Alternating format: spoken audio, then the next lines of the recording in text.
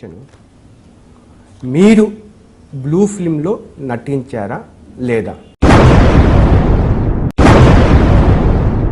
అడిగే క్వశ్చన్ ఏమైనా కష్టంగా ఉంటుంది, చచ్చిపోవాలనిపిస్తుంది.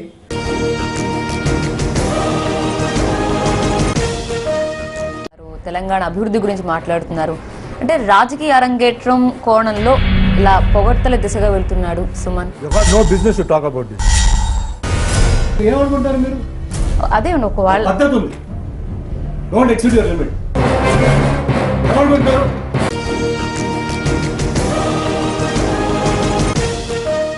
టీవీ9 అనే ఒక సంస్థ అధ్యక్ష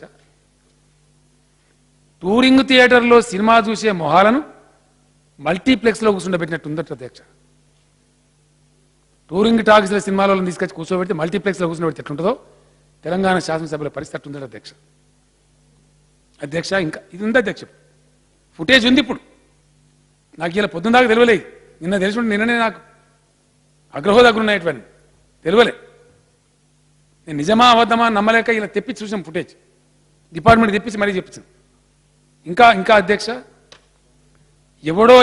ఎవరికో ఏదో ఇస్తే ఎక్కడో మలిసి పెట్టుకున్నట్టు తెలంగాణ అంటమా అధ్యక్ష, జాహిల్కో జాఫ్రాన్ కా క్యా మాలూమ్.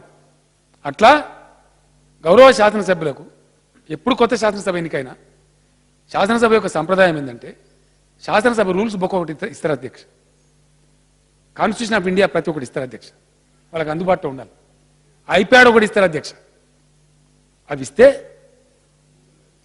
ఎవరికో ఏదో ఇస్తే ఎక్కడో మలిసి పెట్టుకున్నట్టు ఈ చూసి రాసిన ప్రమాణ స్వీకారం చదవలేని ఈ ముఖాలకు ఐప్యాడ్లు ఇస్తే ఆడ మలిసి పెట్టుకుంటారో ఇదో కామెంట్ అధ్యక్ష. ఇంకా అధ్యక్ష తెలంగాణ శాసనసభ్యులను పాచికల్లు దాగిన మొహాలట అధ్యక్ష.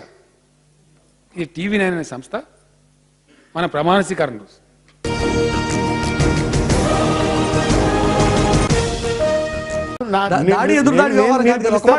ఉండండి, మీరు పిలిస్తే నేను రావాలని లేదు. మీరు ఒక మైండ్ సెట్ పెట్టుకొని మీరు నన్ను ఏదో ఇబ్బందుల్లో పెట్టాలా? లేదు లేదు,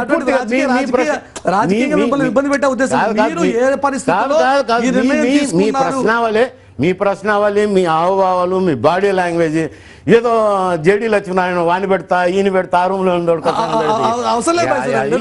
it is highly unfair, highly it journalist ethics కే విరుద్ధమైంది. It is highly unfair, highly it journalist ethics కే విరుద్ధమైంది. ఈ ప్రశ్నావళి చూసిన ఎవరైనా కానీ అంటారు. ఆయన స్వయంగా టెలిఫోన్లకు వచ్చి మాట్లాడతానని కూడా చెప్తున్నారు. సీఎం రమేష్ గారు మాట్లాడతారా? ఒకసారి మీరు నువ్వు మాట్లాడు.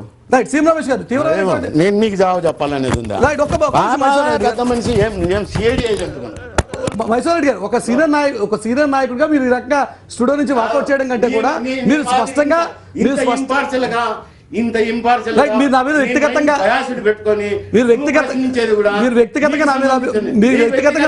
అభియోగాలు చేయడం కాదు మైసూర్ రెడ్డి గారు. మీరు ఏ పరిస్థితుల్లో ఒక మాట కూర్చోండి.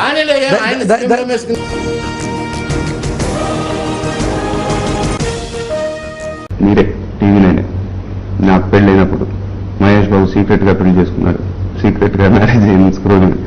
Things like that I don't understand. ఎందుకంటే పెళ్లి అయినప్పుడు my father was there, my mother was there. It was a private affair. Right. There is a difference between a secret wedding and a private wedding.